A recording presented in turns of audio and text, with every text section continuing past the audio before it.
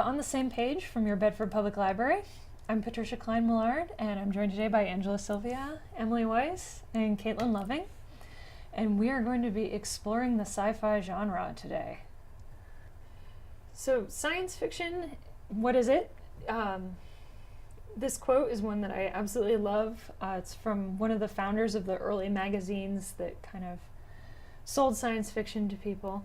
It's the Jules Verne, H.G. Wells, and Edgar Allan Poe type of story, a charming romance intermingled with scientific fact and prophetic vision. I should say romance, he doesn't mean like kissy-kissy stories. When he says romance, he's talking about adventure stories and kind of grand schemes. And so one way to think about a genre is that there's a central driving question. And so mysteries, they may ask who done it, who committed the crime. Romances, you're asking, will they get together? In science fiction, the big question is, what if? What if there were robots? What if we could travel through space? And so science fiction is part of a larger group of genres that ask that question, which is what we call speculative fiction. And you'll also hear science fiction referred to a lot as SF or as sci-fi. And those are just kind of nicknames that we use for it commonly. So why should you read science fiction?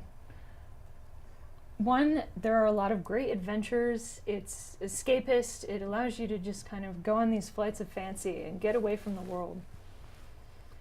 It's also a great thing to read if you have interest in science, scientific concepts, and if you like to think about the future, what's going to happen in the future, where we're headed.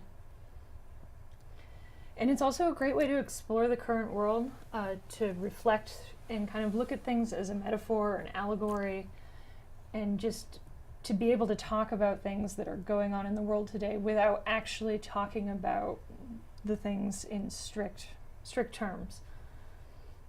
It's also great for outsider heroes. So if you feel like a bit of an outcast, you're going to find a lot of characters here that you identify with, and those characters are the people who drive the stories. And also, I will just say, as a science fiction geek myself, it's a great community. There's a lot of people who love science fiction and are passionate about it, and they're a lot of fun to hang out with. So what makes science fiction different from other genres? What's kind of unusual about it?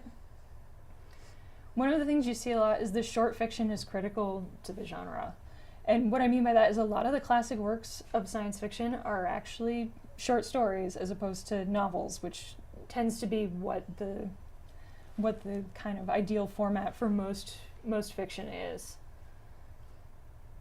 You're going to see a lot of ties to Hollywood, gaming, and other technologies.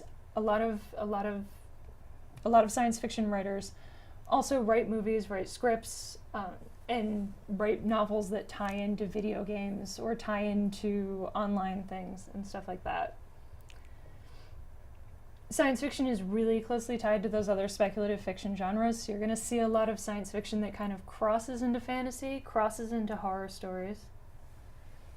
And again, you have that super dedicated fan base. And what that means too is that you have this idea of canon that shows up in science fiction.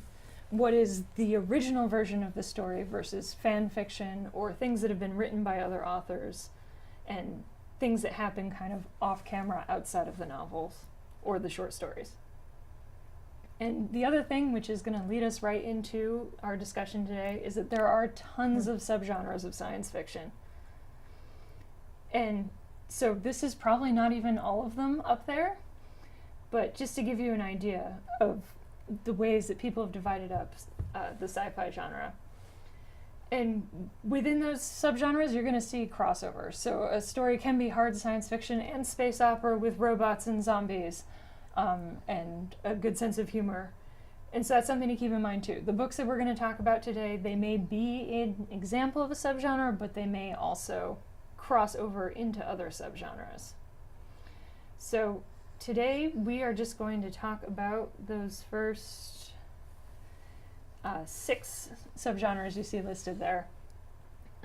Those are kind of the classics. Hard sci-fi and soft sci-fi are kind of the big subdivisions that most books are going to fall into one or the other or take a little bit from either. And then the other ones are kind of those classic ones you're used to seeing and that you may think of when you think of sci-fi. So, the big classification. Is it hard sci-fi? Is it soft sci-fi? Hard science fiction is based on the hard sciences, things like engineering, physics, astrophysics, spaceships, how do things travel, as opposed to soft science fiction, which is going to be more based on those soft sciences, things like social science, psychology, stories about the way people interact and how societies work. Hard science fiction is always going to take from well-researched, realistic, or plausible scientific concepts. You're not going to just suddenly be able to travel faster than light. Whereas soft science fiction is going to be more driven by the way society reacts to the science, and you're also going to see some incorporation of some fantastical ideas where people just go through a wormhole and ta-da, they're at the next planet. Hard science fiction characters, they want to understand things, they want to discover things, they're interested by the science too. Soft science fiction is going to be more about characters, ideas, their feelings, their inner lives, or the way society is driven. And down below I put kind of the big critiques. A lot of people say they don't like to read hard science fiction because it's really dry, it's boring, it's all about the science, there aren't good characters. And I'm hoping we're going to introduce you to some hard sci-fi that moves away from that. And then the people who don't like soft science fiction say it's not real science, and they don't get into it as much because they feel disconnected from it because it's not realistic. So, and again, hopefully we're going to show you some things to move away from that. So the first book we're going to talk about is maybe one you recognize. It's called The Martian by Andy Weir, and it is going to be our example of hard science fiction. So 6 days ago, astronaut Mark Watney became one of the first people to walk on Mars, and now he's pretty sure he's going to be the first person to die there. With the odds stacked against him, Mark must use his scientific knowledge to survive until rescue can arrive. So, and Emily, you read The Martian. You want to tell us a little bit about it? I did, and it's a great example of what you said about hard science fiction not necessarily being dry and having a compelling character. I'm not a real science fiction reader, so I wasn't sure what to expect of this, and I know it had been very popular with a lot of different readers. I was really happy to find out it's really a survival story, like something like Into Thin Air, but it's set in space.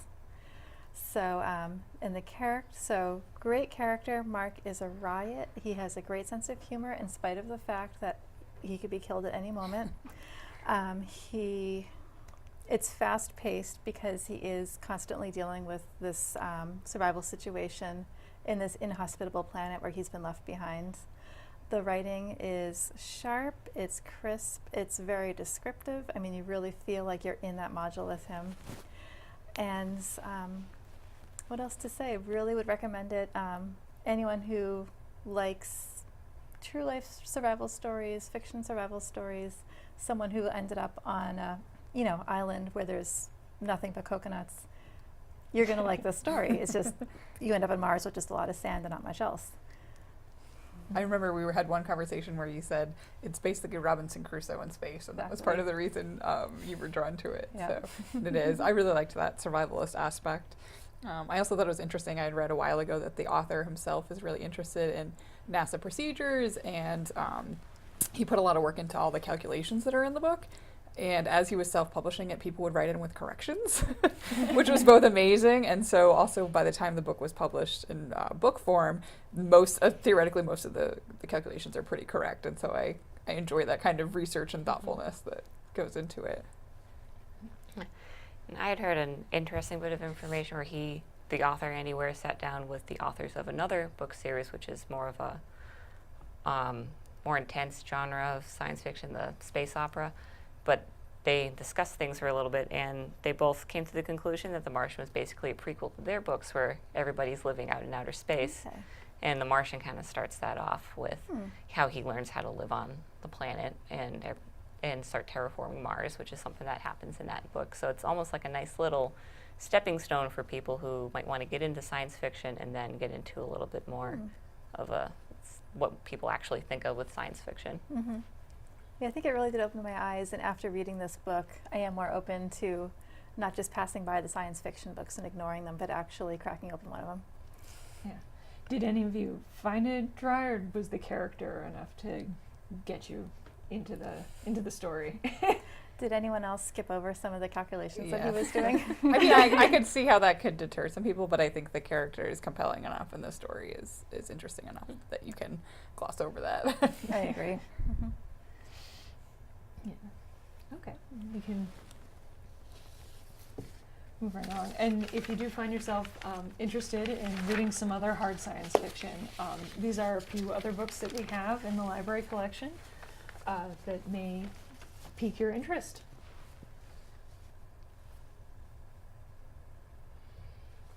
So for our for our soft science fiction, we chose Beggars in Spain. Right, so Beggars in Spain, in that book, born genetically modified, never to require sleep, extraordinarily intelligent Laisha Camden and her kind become outcasts in a repressive and violent campaign designed to drive the sleepless from human society.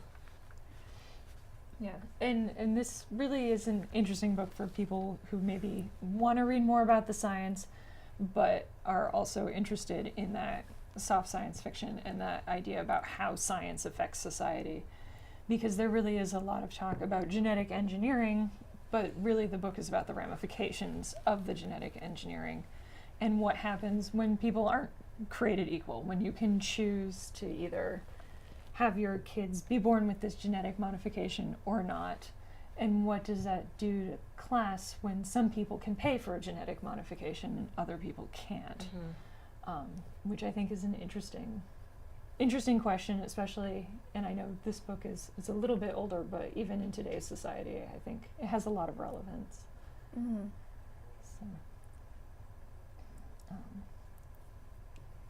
So, and if that kind of fiction does sound appealing to you, these are some other soft science fiction. The Martian Chronicles may not sound like soft science fiction, but Ray Bradbury really likes to test some fantastical ideas out on people too. So that's another interesting one to look at from that perspective. So space opera is our next subgenre that we're going to look at. And this is probably the most classic, recognizable genre for science fiction. This is the one people think of, and that's largely thanks to, say, Star Trek and Star Wars. So the opera term, there is no singing, I promise. And I say that as an opera fan, sorry. But the term opera here is used to indicate scale. So this is an epic work of fiction. Space opera, there are no small stakes. When you have a space opera, we are talking about the future of humanity. Either, humanity is going to be wiped out, or there are always big stakes. You're always going to see a lot of space travel. People are visiting other planets. People are traveling between planets, or you're looking at what this other planet is like. Dune is a good example of that. It's a space opera that takes place almost entirely on one planet. They traditionally have been optimistic, heroic kind of stories, but as the genre becomes more modern, you're getting a lot more kind of cynical tones in space opera, a lot more political stories and stories about how these intergalactic governments work. So for the space opera choice, we went with The Collapsing Empire, which is a fairly recent book, only came out last year. It's by John Scalzi. And just to give you an idea of what it's about, in the distant future, mankind is spread throughout the galaxy to planets connected by the mysterious interdimensional flow. But when the flow begins to shift, the Emperix, a scientist, and a starship captain will band together to salvage humanity before these distant planets are utterly cut off. So, and Caitlin, did you want to talk about The Collapsing Empire a little? Yeah, I really enjoyed it. It's very funny, although I will warn people that there is quite a bit of salty language, much like The Martian. So if that's not your deal, you may want to skip that, and it may not be great for an audiobook choice with the whole family. But that being said, there's extensive world building. There's a wide array of very interesting characters. And as I mentioned, lots of humor.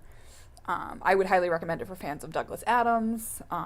or TV shows such as Firefly, or as you mentioned, Star Wars or Star Trek. It's interesting. There's a lot of commentary, as you mentioned, in this genre on the way societies function. It does get a little bit political at times. That being said, it's still a fun read, and I think it would be a great summer read because it is still lighthearted.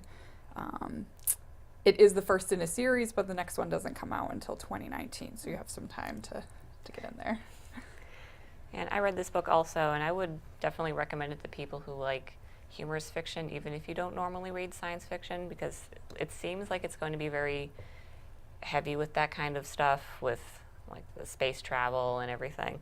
But it's not as overwhelming as as you would think it would be, and it's the style of writing is actually very easy to read, and so it's a very pretty that like The Martian, I think, is a good entry for people who haven't read this type of fiction before.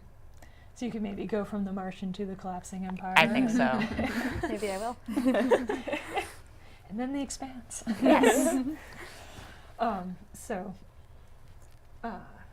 Which The Expanse is one of our recommendations for other space operas you might enjoy. Leviathan Wakes is the first book in that series. And then Dune, which, if you're doing the Great American Read this summer, Dune is on the Great American Read. And The Hidden Empire, which is a great series by Kevin J. Anderson. So this is another classic subgenre that people see a lot of, and that's the alien stories. And you can, these books are all kinds of things. Do the aliens invade? Do we go to them? Do we meet them in the stars, or are they already secretly living here amongst us? And really, when you're looking at aliens, the question we're asking is, what does it mean to be human? And what does it mean to not be human? Because that's one of the easiest way to define us, is by looking at something else. And really, are aliens human? And there's a lot of philosophical questions that can come up with this. It's not all Independence Day, the aliens come and blow up the White House. And so the book we looked at for that is Ursula K. Le Guin's classic, The Left Hand of Darkness. And in this story, Genli Ai has been sent as an envoy to form an alliance with the previously unknown planet of Winter, whose people have no fixed gender.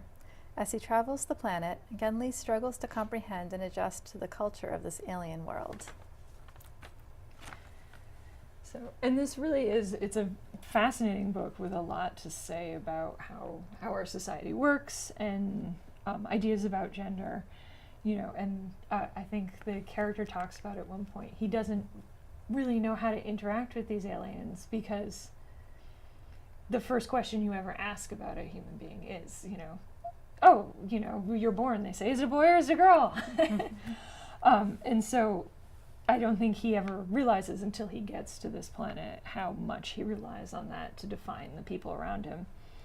And it's really also fascinating because the characters use this duality of sexuality to talk about other dualities, good and evil, light and dark. Hence the title, because the left hand of darkness is the light. And it's really fascinating. And it's also a kind of a great epic adventure story. Winter is an ice planet, as you might imagine from the name of it. And Genli Ai and the other protagonists end up making this epic journey across the glaciers, which are surrounded by volcanoes. Again, that duality, the fire and the ice. And it's really just a fascinating book, and would be great for people whose tastes run a little bit more literary and may not expect that from a science fiction book. So several of us had read this, and everyone was really impressed by the literary language. And one of our coworkers actually, I think she kept like a word list of different unusual words that were used in the book, and was referring to that back and looking things up in the dictionary. And also, too, even if you don't read this book, I think we read the introduction to it as a really interesting introduction to science fiction, just the concept and what kind of stories science fiction can tell. So yeah, well worth reading, and not that long, right? It's a fairly short. Yeah, it's a fairly short book, and and she's just a great writer. So if you like that, or if you're interested in that one, some other alien encounter books you might look into: China Miéville's Embassy Town, Arthur C. Clarke, who's one of the classic sci-fi writers, Childhood's End. And if you are looking for that classic invasion story, War of the Worlds by H.G. Wells.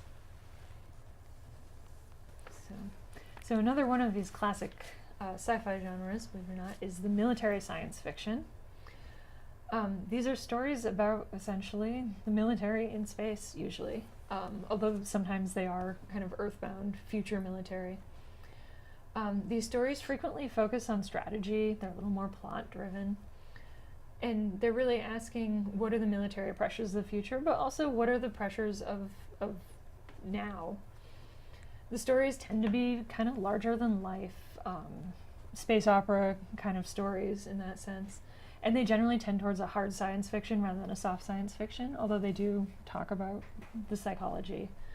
And it's a great way to address current concerns metaphorically and to really look at the way we treat our soldiers, the way we treat the army, and just kind of some of those more political issues that maybe people, again, might not be comfortable talking about with a realistic bent. Mm-hmm.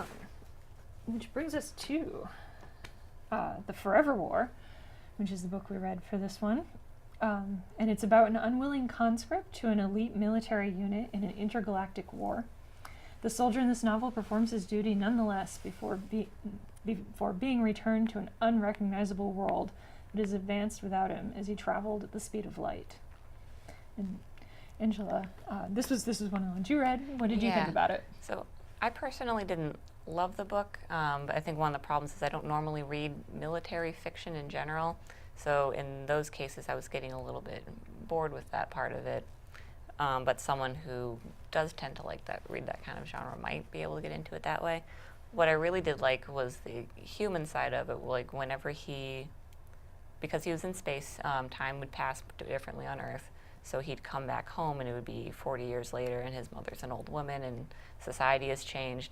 And that's the part that I found fascinating, seeing how he had a hard enough time dealing with it that he would return to a war that he didn't believe in or that he hated, and just so because there he knew who he was and what he was supposed to do. And as the book goes on, time keeps passing differently for different people, so the world just continues to change until the very end, and he doesn't really fit in anywhere by the end of it.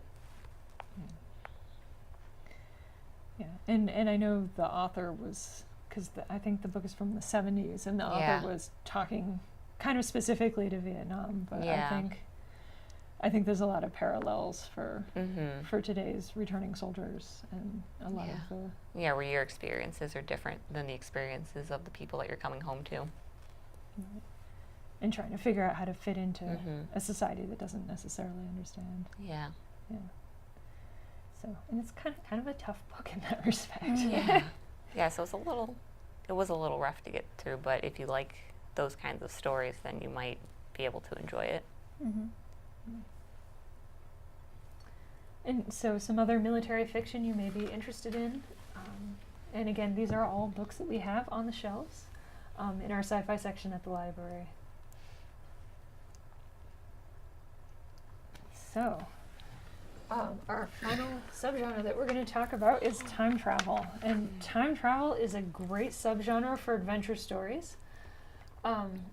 And also for speculating about the future, but also some of that kind of wish fulfillment to be there at those great moments in history. The thing that you run into all the time in these stories is the dreaded time paradox. Beware of the time paradox. Do not go back in time and kill your grandfather.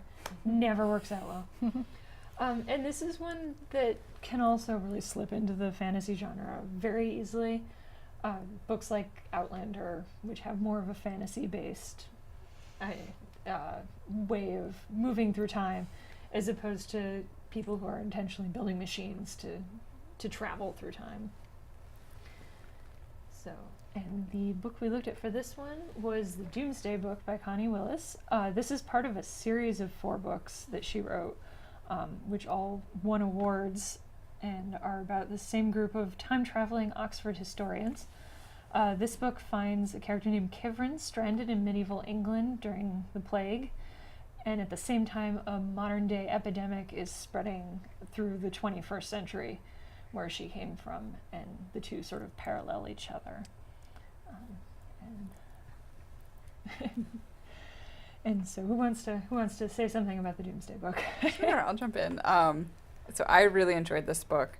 I would highly recommend it for fans of historical fiction. It is set in sort of the near future, 2048, which is the near future now. It came out in 1992, so it seemed much farther in the future then.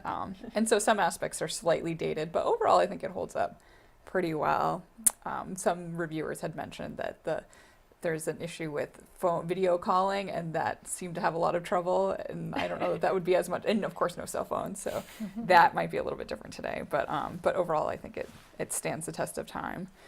I would highly recommend it for anyone who is a fan of the Philippa Gregory Tudor series, the book Hild by Nicola Griffith, which is kind of the same medieval time period. I think it was a really fascinating look at how human nature doesn't really change, even if the technology changes, and the ways that we handle the technology. It was also a very human look at people dealing with the Black Death, as Kivrin, the main character, is accidentally sent there instead of to an earlier, safer time. And then the things that she learns, and also is interesting look at history, and of course it's always an interpretation of history, whatever we're seeing, and how she sees things that she was taught in order to prepare her to go back in time are not necessarily true. Like certain language dialects, she gets strange looks when she's speaking a certain dialect, so that's not necessarily the same, and other things that she was told, such as the statistics for the Black Death, are not necessarily true to her experience either. So I thought that was really interesting. Yeah, and it's a fascinating thing. And like I mentioned, there are 3 other books in this series. 2 of them take place in World War II, and one of them is, I think, early 20th century England. So, and they're all a lot of fun. Connie Willis has another author with a great sense of humor. She also writes great characters. I have to say, there were so many characters I loved and so many that I hated, and to me that's always a sign of a good story. So. Do you need to read them in a particular order, or? No, you can really jump in anywhere, because they are different characters being sent to different time periods, depending on the historian's interest. Okay. So it works out very well that you can kind of just jump in anywhere. Yeah. Depending on where your interest in history lies. So, all right. And so if you are interested in some other time travel books, these are a few of the ones that are on our shelves. The Jodi Taylor is a really fun one. The other 2 are a little bit more serious. But they're all great books, and we definitely recommend them. And so I guess that's about it for today. But we want to thank you for joining us and for listening to us talk about some books. And hopefully we will see you again. And just thank you from all of us, the Bedford Public Library. And don't forget, take time to read.